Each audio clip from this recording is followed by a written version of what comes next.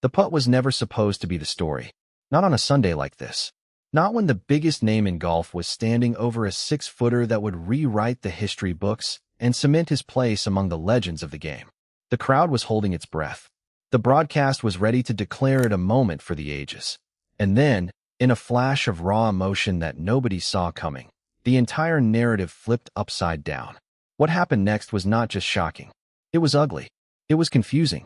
It sent the PGA Tour into a state of total chaos, with players openly questioning each other, rules officials scrambling for answers, and one of the most composed champions in the sport looking like he wanted to walk off the course and never come back.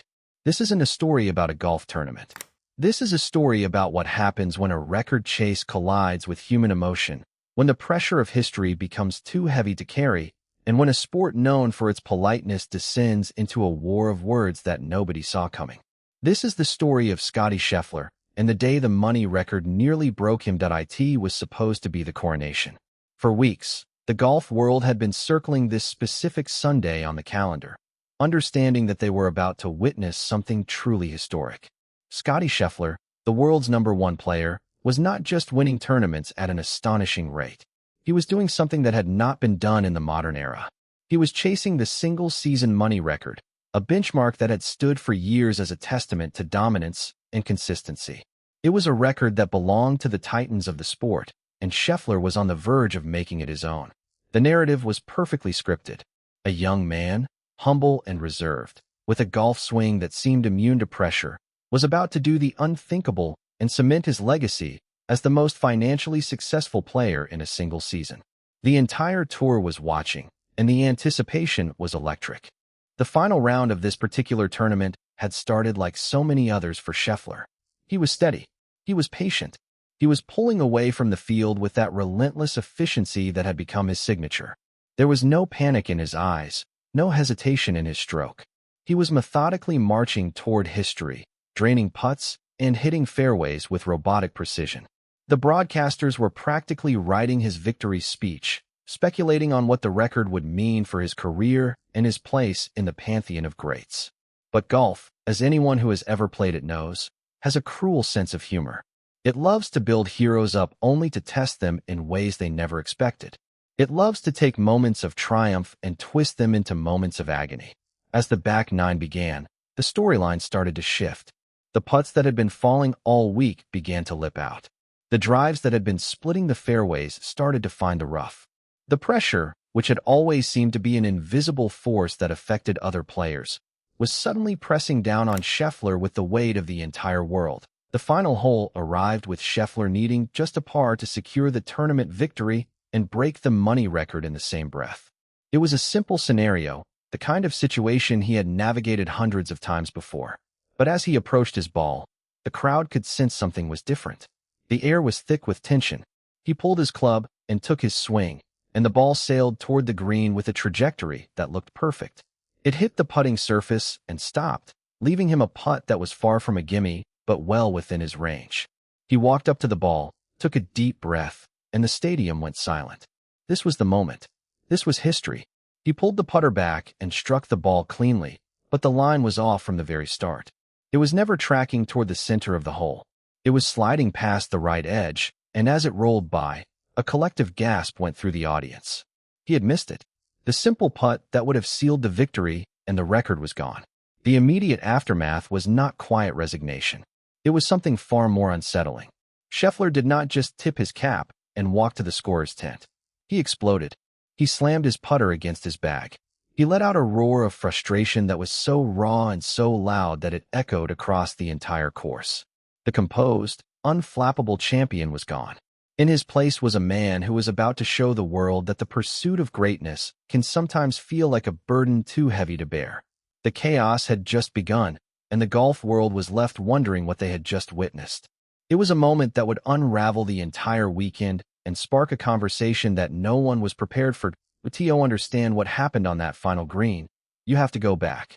You have to understand the weight that Scottie Scheffler had been carrying for months, not just on his shoulders, but in his mind. This was not a man who woke up one morning and decided to chase a paycheck. This was a competitor, raised in the crucible of amateur golf, who had been conditioned to believe that winning was the only thing that mattered. The money record was never the goal. It was merely a byproduct of his incredible play, a statistical anomaly that started to gain traction in the media as the summer wore on. But the more people talked about it, the more it became impossible to ignore. It became a distraction, a shadow that followed him from tournament to tournament, growing darker and more imposing with every passing week. The narrative shifted from "can he win" to "how much will he win?" And that subtle change in conversation planted a seed of expectation that would eventually grow into something monstrous. The pressure was not just external. It came from inside the ropes, from the locker room, from the very players who shared the fairway with him. The PGA Tour in 2026 is a different beast than it was a decade ago. The money is astronomical. The stakes are higher than ever. And every player on that tour knows that a single season can define a career. Scheffler was not just competing against the golf course. He was competing against the ghosts of the past, against the legends who had come before him and set the standard. He was competing against his own caddy, his own swing coach, his own inner voice that whispered doubts in the quiet moments before a tee shot. The mental toll of a season like this is almost impossible to quantify. It is the exhaustion of constant travel, the emotional whiplash of a missed cut followed by a victory, the relentless scrutiny of the media, and the fans who have no idea what it feels like to stand over a 3-foot putt with the weight of the world on your shoulders. Scheffler had been holding it together with a smile and a shrug, deflecting questions about the record with practiced humility. But inside, the cracks were starting to show. In the weeks leading up to this tournament, there were signs. Small things that only the most observant fans might have noticed. His interviews had become shorter. His patience with the media had grown thin. He was snapping at his caddy more frequently, questioning club selections in a way that seemed out of character for a player who had built his reputation on trust and teamwork. The schedule had become a grind. He was playing more events than he wanted, chasing a number that had begun to feel arbitrary and suffocating. The joy that had once defined his game was slowly being replaced by a sense of obligation, a duty to fulfill the expectations that had been placed upon him. He was no longer playing for the love of the game. He was playing for history, and history is a heavy burden. The locker room was buzzing with whispers. Other players respected what Scheffler was doing, but there was also a palpable sense of envy, a feeling that the spotlight had become too focused on one man. Golf is a brotherhood, but it is also a competition. Every player on that tour believes they are the best in the world, and watching someone else dominate can stir complicated emotions. Some players were rooting for him. Others were quietly hoping for a collapse, not out of malice, but out of a competitive desire to see the playing field leveled. The tension was simmering beneath the surface, waiting for a moment to boil over. That moment arrived on the 18th green, when Scheffler missed the putt that was supposed to define his year. The explosion of emotion was not just frustration. It was the release of months of pent-up pressure, a volcanic eruption that had been building for a long time. When he slammed his putter, he was not just reacting to a missed putt. He was reacting to everything. The expectations, the scrutiny, the exhausting pursuit of a record that had started to feel more like a curse than a blessing. And as the chaos unfolded, the other players were watching, and their reactions would only add fuel to the fire. The chaos was spreading, and the story was no longer about a record. It was about the breaking point of a champion. The explosion on the 18th green did not happen in a vacuum. It was the culmination of a season filled with near misses, public frustration, and a level of scrutiny that would have broken lesser men. The golf world had grown accustomed to seeing Scottie Scheffler as a stoic figure, a man who rarely showed emotion on the course. But the 2026 season had been different. It had been a grind, and the cracks that started to appear in his armor were not just visible to the fans in the stands, but to the players in the locker room, the media in the press tent, and even the microphones that captured every frustrated word from the fairway. The pressure of the money record was a factor, but it was not the only one. The simple truth was that Scheffler was tired. He was emotionally drained from a season of relentless expectation, and the weight of it all was finally starting to show. Earlier that year, at the Memorial Tournament, a similar incident had sent shockwaves through the golf world. Scheffler found the water on the 16th hole during the opening round, and the microphones caught him venting to his caddy, Ted Scott. "I don't think you understand how frustrating that is," he said, adding, You cannot get the wind wrong. The outburst was uncharacteristic for a player known for his composure, and it drew criticism from fans and media alike. But those who knew Scheffler understood that this was not a sign of a broken character. It was a sign of a competitor who cared deeply, perhaps too deeply, about every single shot. His frustration was not directed solely at Scott. It was directed at the game itself, at the cruel randomness of a sport that can turn a perfect swing into a disaster in an instant. The moment was captured, replayed, and dissected by pundits who questioned whether the pressure was finally getting to him. Minwoo Lee, a fellow competitor on the PGA Tour, came to Scheffler's defense in the aftermath. Speaking on the Life on Tour podcast, Lee suggested that the outburst was a product of circumstance rather than character. It was just a really tough day at Memorial, and Memorial's one of the toughest golf courses outside of the majors. So blow-ups happen, and it just looked bad, Lee said. He also pointed out that the presence of a nearby microphone made the situation appear worse than it was. I don't think social media and the audience know. Is this how he treats his caddy? I think a lot of players do that, and it's just unlucky that the microphone was right there taking it all in. Lee's comments offered a rare glimpse into the reality of professional golf, a world where frustration is common and caddies are expected to have thick skin. He noted that Ted Scott seemed unbothered by the outburst, a testament to the strong partnership they had built over the years. The pattern of near misses only added to the frustration. Throughout the season, Scheffler had been knocking on the door of victory, only to have it slammed in his face at the last moment. At the Travelers Championship, he lost in a Monday morning playoff to Viktor Hovland after missing a 4-foot birdie putt that would have kept the competition alive. It was his fourth runner-up finish of the season, a statistic that would have been celebrated by any other player, but felt like a curse to a man who had grown accustomed to winning. Hovland's reaction to the victory was telling. He did not celebrate immediately. Instead, he waited, showing a classy respect for the moment and for the fallen champion who had come up just short. The contrast between Hovland's composure and Scheffler's growing frustration was stark, and it signaled a shift in the narrative. The unbeatable force was suddenly looking vulnerable. By the time the FedEx St. Jude Championship arrived, the pressure had reached a boiling point. Scheffler was leading the FedEx Cup standings, but he had won just once all season, a disappointing return for a player of his caliber. The money record loomed large, but so did the weight of expectation. The turning point came early in the final round when a bad break threatened to unravel his tournament. A tee shot hit a sprinkler head and bounced into a bad lie, prompting another frustrated exchange with Scott. I told Teddy when we were going down there to drop my ball, and I was like, when is this going to stop happening? He's like, I don't know, man, Scheffler recounted after the round. This moment was a microcosm of his entire season, a series of small misfortunes that seemed to pile up at the worst possible times. But the story was not over. The reaction on the 18th green was the climax of a season of frustration, but it was also the beginning of something else.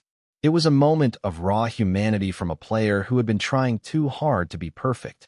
And as the dust settled on that chaotic Sunday, the golf world was left wondering whether this moment would define Scheffler's season, or whether it would serve as the catalyst for a remarkable comeback.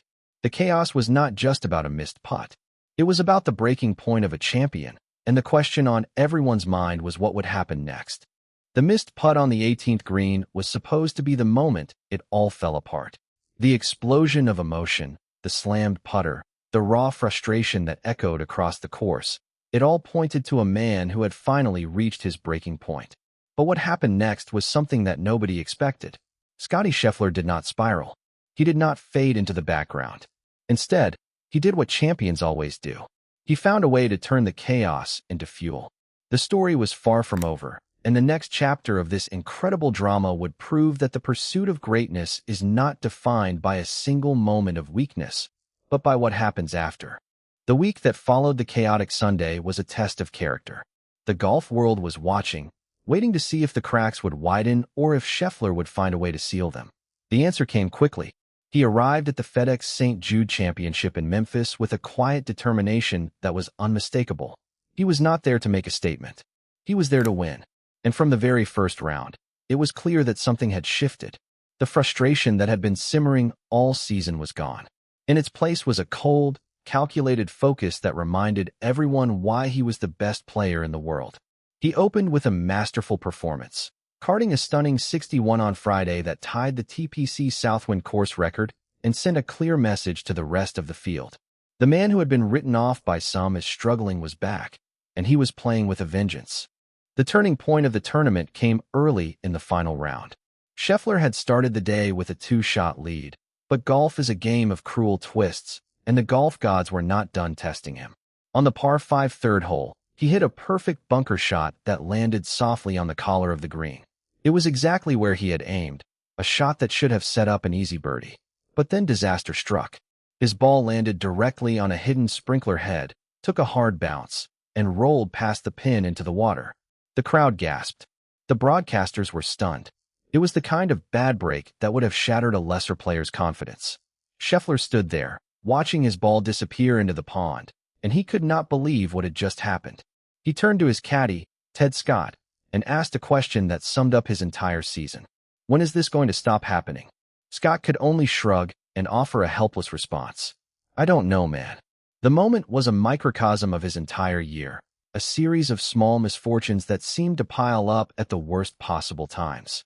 He made bogey on the hole, and his lead was suddenly cut to just 1 shot. The doubt that had plagued him all season could have crept back in. The frustration that had boiled over on the 18th green the week before could have resurfaced. But something different happened this time. Scheffler did not let the bad break define his round. He did not let it rattle him. Instead, he used it as motivation.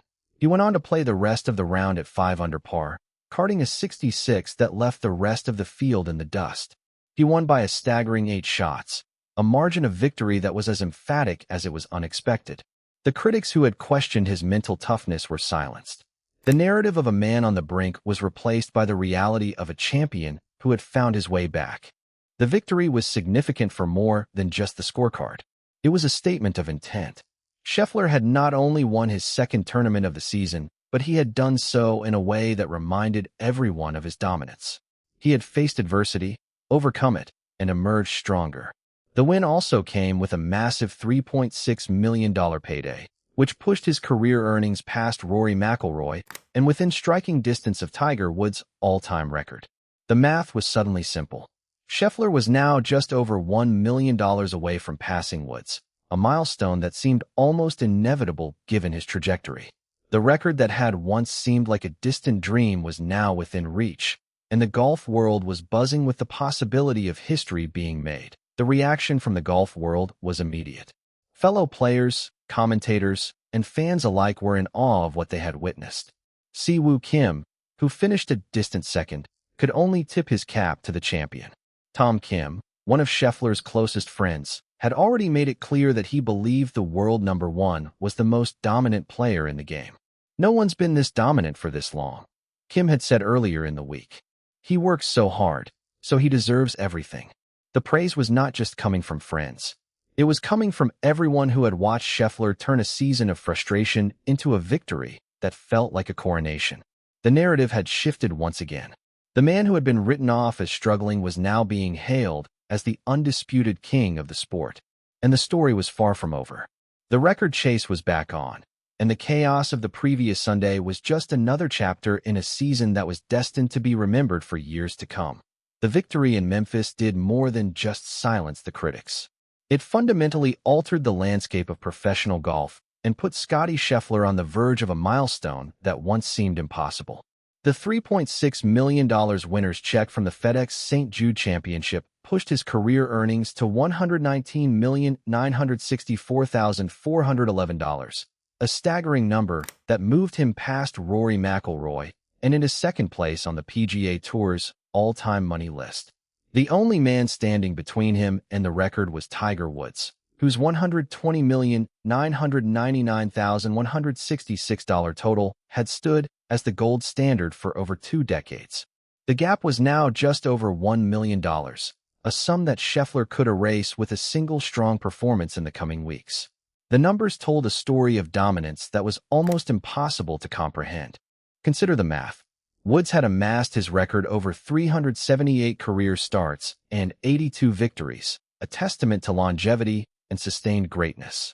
Scheffler, at just 30 years old, had reached the same financial territory in fewer than 168 starts and with only 21 wins. The disparity was not a reflection of Woods' inferiority. It was a reflection of the modern era, where tournament purses have ballooned to unprecedented levels. The $20 million prize fund at TPC Southwind was routine by today's standards, but it was a figure that would have seemed absurd during Woods' prime. Scheffler's $10 million bonus for finishing atop the FedEx Cup regular season standings was considered unofficial money.